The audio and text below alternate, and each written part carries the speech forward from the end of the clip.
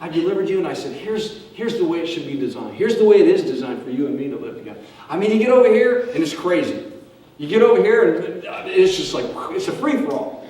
A lot of distractions over there. You know, you get over here, and there's so many ideas in this new culture that you're going to be around. You know, I mean, they'll tell you. You know, they're going to invite you over. This is my paraphrase of what we're going to read in just a second. They're going to invite you over to their camp. And they're just going to get, you know, you guys are going to get to talking. They're going to say, you know, your guys' God is cool.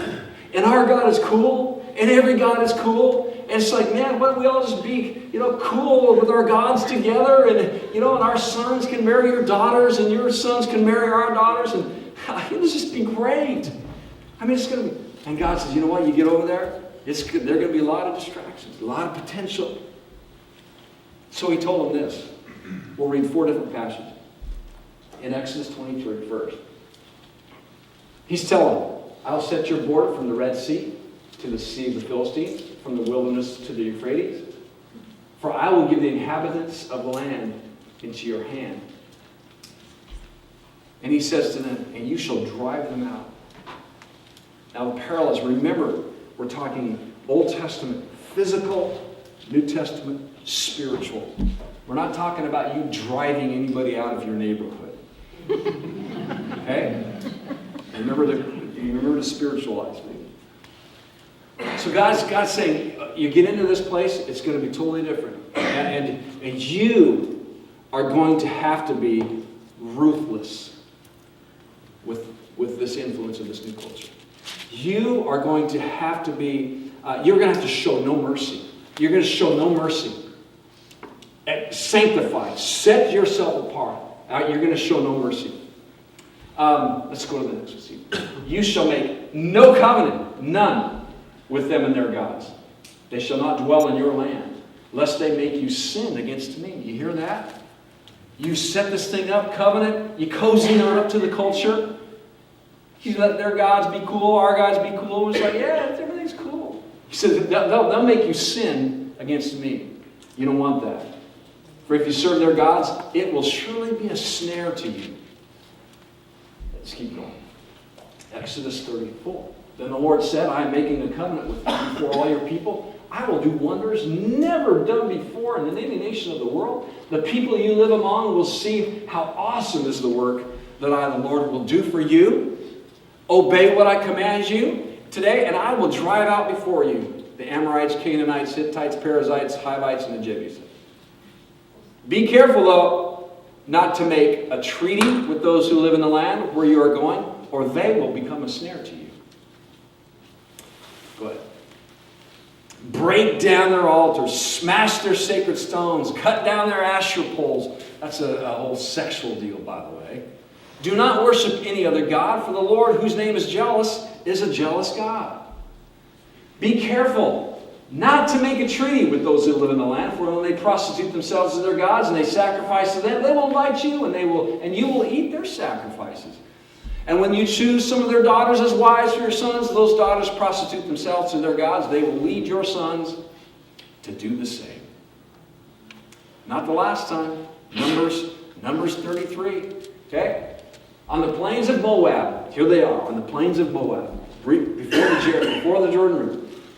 By the Jordan, across from Jericho, the Lord said to Moses, speak to the Israelites and say to them, when you cross the Jordan into Canaan, drive out all the inhabitants of the land before you, destroy all their carved images and their cast idols, demolish all their high places, take possession of the land and settle in it, for I have given you the land to possess.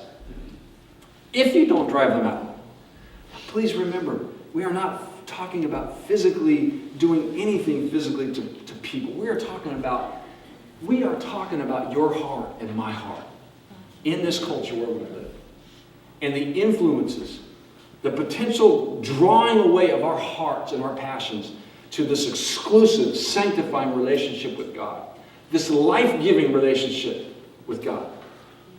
He says, if you don't drive out the inhabitants of the land, those you allow to remain, they will become barbs in your eyes, thorns in your sides. They'll give you trouble in the land in which you live. He says it again in Deuteronomy. When the Lord your God brings you into the land you're entering to possess, drives out before you many nations, 7 nations larger and stronger than you? And when the Lord your God has delivered them over to you and you have defeated them, okay, listen, you have defeated them. You must destroy them totally. Make no treaty with them and show them no mercy. You must destroy all the peoples the Lord your God gives over to you. Do not look on them with pity and do not serve their gods, for that will be a snare to you. Yeah. I heard somebody whisper, wow. That is a wow. That is a wow. Like, man, whew. That's brutal. What is God saying there? And once again, you apply it to your heart and your life and your passions. It's easy for us to say, man, that Old Testament stuff. Whew. Good thing, we don't have to study the Old Testament all the time. Let's get over to the grace side. Oh, well, let's look at the grace side just for a second. In 1 Peter. As obedient children, once again, how great is the love the Father has lavished on us that we should be called children, sons and daughters. As obedient children, do not be conformed to the passions of your former ignorance, but just as he who called you is holy, so be holy in all you do, or in all your conduct. For it is written, be holy, because I am holy. And we'll look at that in more detail next week. So God says, I've got an exciting new life for you, and I want you to be exclusively mine. Okay, we've got this relationship. I've got so much life for you. I want your lifestyle to reflect that relationship. We're called.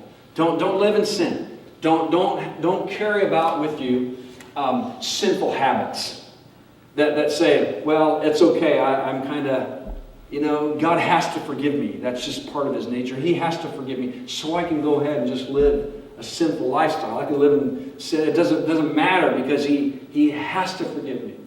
Now, he said, your lifestyle needs to reflect the relationship. I called you out. And we are, you and me, we've got this thing going. So I want you to live in that manner.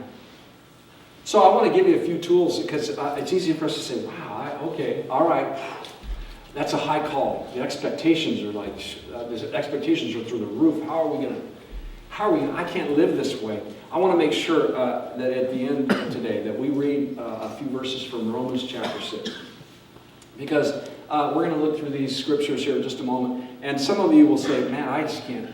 The things that I'm experiencing, the struggles that I have with sin, or the relationships that I'm in, or whatever, I just can't do anything about them. Those pulls are strong.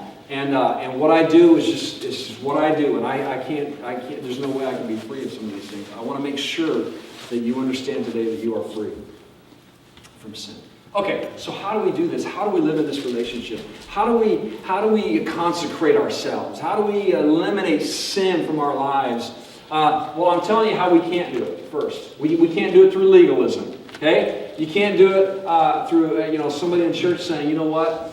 Bang, bang, bang, you better jump through these hoops, man, and be holy. You can't do it through legalism. You can't put your convictions on somebody else and say, you can't go see that PG movie. It's G only.